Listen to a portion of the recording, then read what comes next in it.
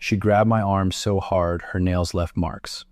Right there in the hotel lobby, in front of the concierge and two families checking in, my wife looked at me like I'd done something unforgivable. The little girl sitting across from me, barefoot, holding a granola bar I'd just unwrapped for her, flinched at the sound of Maeve's voice.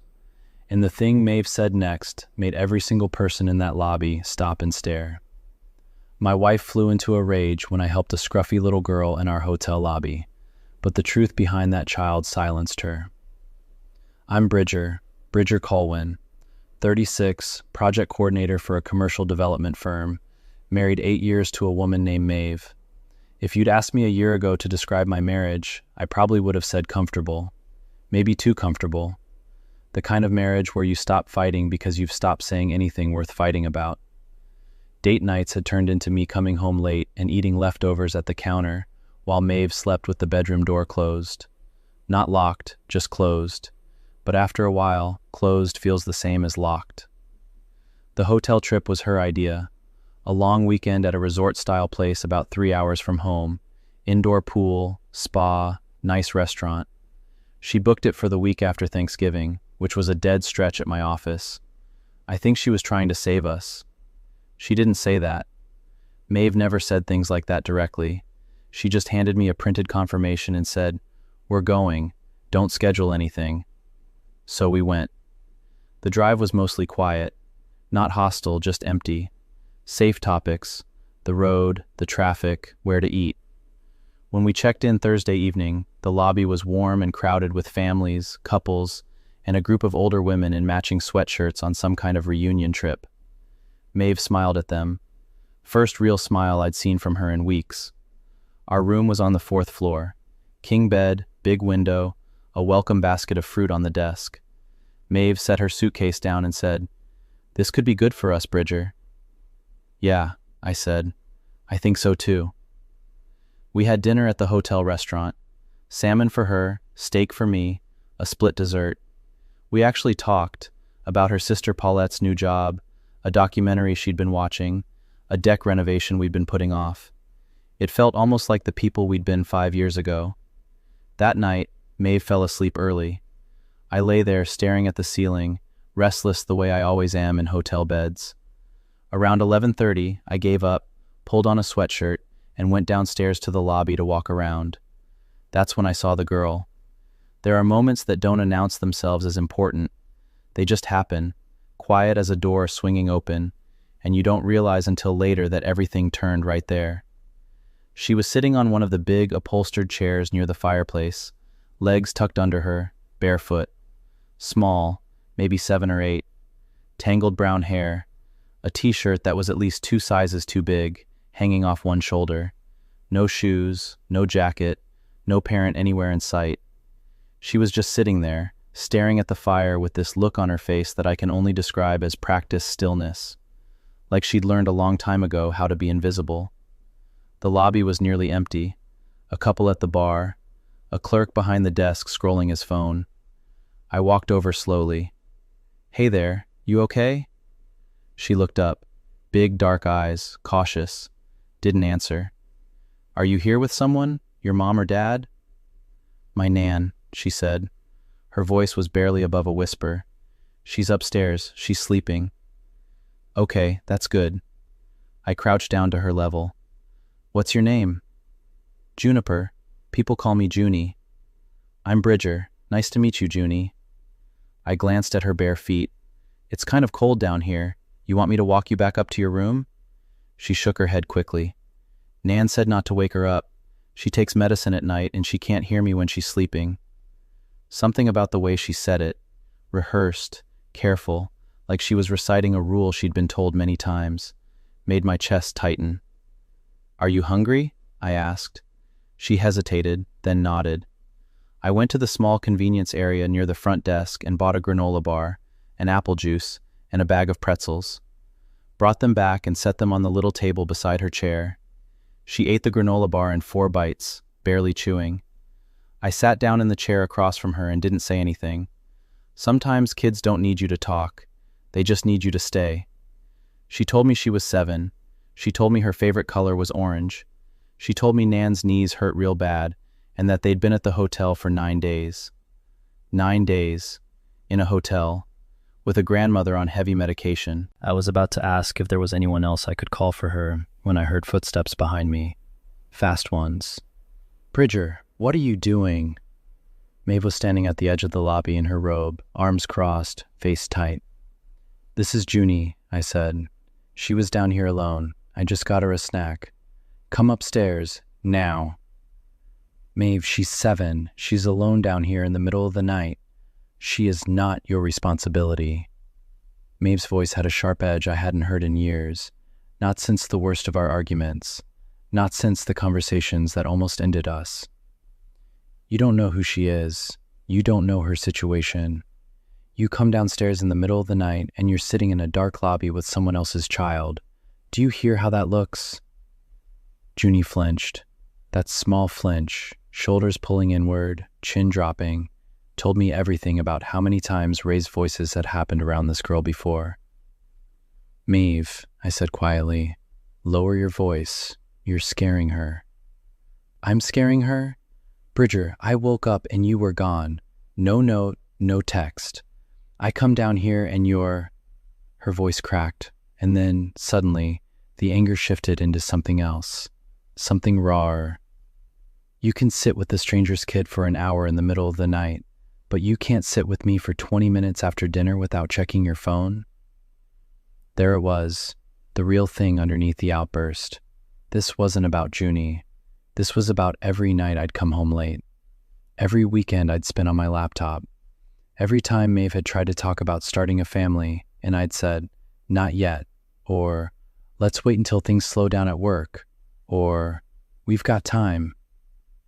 I opened my mouth to respond, but a voice cut through from the far side of the lobby.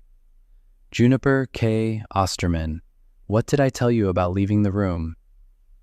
Sometimes what looks like anger in someone you love is just fear wearing a louder costume. An older woman was shuffling toward us from the elevator, maybe late 60s, heavy-set, leaning on a cane. Her face was flushed and her breathing was labored, like the walk from the elevator to the lobby had winded her. She was wearing a housecoat and slippers, and her eyes locked onto Juny with a look that was half relief and half exhaustion. "Nan, I was just sitting by the fire," Juny said. "This man bought me a snack." The woman, Nan, looked at me, then at Maeve, then back at me. "I'm sorry if she bothered you. I take medication for my back and I sleep heavy. She knows she's not supposed to wander." "She wasn't a bother at all," I said. "But ma'am, she said you've been here 9 days?" Nan's jaw tightened. She didn't answer right away. She lowered herself into a chair like every joint in her body was protesting, and she put a hand on Juny's knee. "Her mother, my daughter, Cressida, was supposed to pick her up 11 days ago. Left Juny with me while she went to handle some things down south. Hasn't come back. Won't answer her phone. I've called everyone I know." "Have you contacted the police?" Maeve asked. Her voice had changed completely. The anger was gone. Something else had taken its place. "I filed a report on day 4, Nan said. They told me it's not technically a missing persons case because she sent one text saying she was fine and needed more time. One text in 11 days. She looked down at Juny, who was methodically eating pretzels one at a time. "My name is Odell. I live on a fixed income. My daughter paid for 3 nights at this hotel before she left.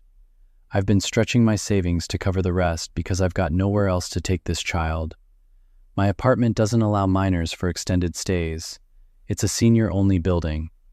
I've been on the phone with family services for a week, and they keep transferring me." The lobby was dead silent. Maeve sat down. She didn't say anything for a long moment. Then she pulled her robe tighter around herself and said, "Has she been eating enough?" Odell's eyes filled up. "I do what I can. The continental breakfast helps. I've been buying what I can carry from the convenience store across the road, but my knees—" She stopped, pressed her lips together. Maeve looked at me, and in that look was something I hadn't seen from her in a very long time. Not frustration, not resentment, but a kind of fierce, trembling recognition. like she was seeing something she knew intimately. "Bridger," she said, "we need to help them." Looking back now, I understand that people don't always show you their deepest wounds when you ask. They show you when they see those wounds reflected in someone else. Later that night, after we'd helped Odell and Juny back up to their room, and Maeve had quietly slipped $200 under Odell's door in a hotel envelope, we sat on the edge of our bed, and my wife told me something she'd never said in 8 years of marriage. "I was Juny," she said. "When I was 6, my mother left me with a neighbor. Said she'd be back in a few days. She was gone for 3 months. The neighbor was elderly, could barely take care of herself. I remember sitting in her kitchen, eating saltine crackers for dinner, and thinking that if I just stayed quiet enough, everything would be okay. If I didn't make a fuss, didn't need too much, someone would eventually come get me." I stared at her. "Maeve, you never told me this." "I've never told anyone. My mother came back eventually, acted like nothing happened, and everyone around us just accepted it, my whole family. Nobody said a word, nobody fought for me." She wiped her face with the back of her hand. "When I came downstairs and saw you with that girl, I lost it. But it wasn't because of what you were doing. It was because I remembered what it felt like to be her. Sitting in a quiet room with a stranger, hoping someone would notice that things were wrong. And I was angry because nobody did that for me, not once." I reached for her hand. She let me take it, but barely. "And then I was angry at you," she continued, "because you pour yourself into work, into strangers, into everything except the life we're supposed to be building. I've been asking you for 2 years to talk about having kids, and you keep pushing it away. And tonight you sat down with someone else's daughter like it was the most natural thing in the world. Do you know what that felt like?" I didn't defend myself, because she was right, every word of it. The next morning, Maeve knocked on Odell's door at 8 and asked if Juny wanted to come to breakfast with us. Odell cried, just nodded and cried. The 4 of us sat in the hotel restaurant, and Juny ate scrambled eggs, 3 strips of bacon, an entire waffle, and 2 glasses of orange juice. She talked about a cartoon she liked. She showed Maeve how she could fold a napkin into a triangle. Maeve laughed, a real, full laugh, the kind I realized I hadn't heard in months. After breakfast, Maeve made calls. She called the front desk and negotiated a reduced rate for Odell's room for the rest of the week. She called a family services hotline and walked Odell through exactly how to escalate her case. She found a pro bono legal aid number for emergency custody situations and wrote it down on hotel stationery in big, clear letters. "You need to get temporary guardianship documented," Maeve told Odell. "If Cressida's not coming back, you need legal standing. Otherwise, the system will do what it always does. Shuffle that little girl from one stranger's house to another until nobody's paying attention anymore." Odell looked at Maeve with recognition. "You've been through this." "Not exactly this," Maeve said, "but close enough to know how the story goes if nobody steps in. You can spend years living beside someone and never realize that the silence between you wasn't peace. It was a wall neither of you knew how to climb." We extended our stay by 2 days. Maeve spent most of it helping Odell navigate paperwork. I took Juny to the indoor pool. She didn't know how to swim, nobody had ever taught her, but she kicked around in the shallow end for an hour straight, laughing so hard she hiccuped. She asked me if I had kids. I said not yet. She said I'd be good at it. I had to turn away so she wouldn't see my face. On our last night, Odell told us that family services had connected her with a caseworker, a real one, not a recording. Cressida's phone was still off. The caseworker said, based on the abandonment timeline, Odell had strong grounds for emergency custody. It would take weeks, maybe months, but there was a path. "I can't repay any of this," Odell said, standing in the hallway with her cane. "We're not asking you to," Maeve said. She crouched down and looked at Juny, who was holding a coloring book Maeve had bought from the hotel gift shop. "You remember what I told you this morning?" Juny nodded. "That being quiet doesn't keep you safe. That asking for help is brave." Maeve's chin trembled. That's right, don't forget it. On the drive home, the car was quiet again, but it was a different kind of quiet, not empty, full, packed tight with things that had been said and things that still needed to be. About 40 minutes in, Maeve said, "I should have told you about my childhood a long time ago."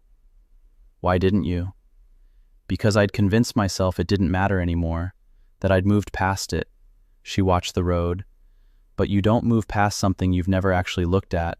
You just build around it and hope the structure holds." "What about us?" I asked. "The family conversation, the distance, all of it." She didn't answer immediately. Then, "I want a child, Bridger. I've wanted one for 3 years. And every time you said not yet, I heard something different. I heard you're not enough of a reason to change anything. And I stopped asking because I was scared you'd eventually just say that out loud." That was never what I meant. I know that now. But you have to understand, I spent my whole childhood being not enough of a reason. For my mother, for every adult who saw what was happening and didn't step in. When you kept choosing work over the one thing I was asking for, it hit the same bruise. I gripped the steering wheel. She was right. I hadn't seen it because I'd never known where the bruise was. But that wasn't entirely her fault, and it wasn't entirely mine.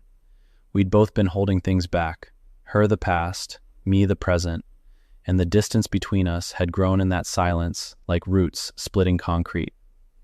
We didn't arrive home healed. That's not how it works. But we arrived home honest, which after 8 years of careful quiet felt more radical than anything. I cleared 2 evenings a week. No emails, no calls.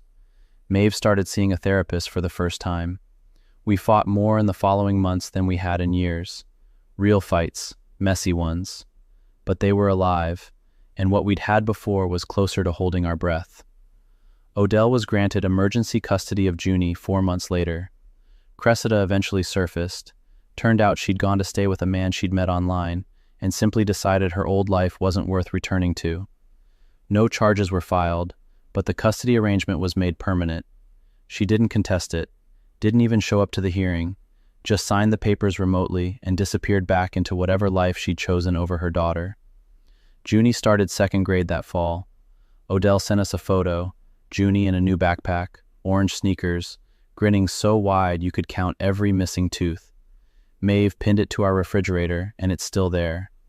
Some nights I look at that photo and I think about the lobby, about my wife's face when she came downstairs, about how wrong I was to think her anger was irrational, and how wrong she was to think my distance meant indifference. We were both fumbling in the dark, bumping into each other's hidden wounds without ever knowing they were there. And it took a barefoot 7-year-old eating a granola bar at midnight to finally turn the lights on. Have you ever had a moment where someone's reaction made no sense until you finally heard the story behind it? Tell me about it in the comments. And if this one made you feel something, hit that like button, subscribe, and I'll see you in the next one.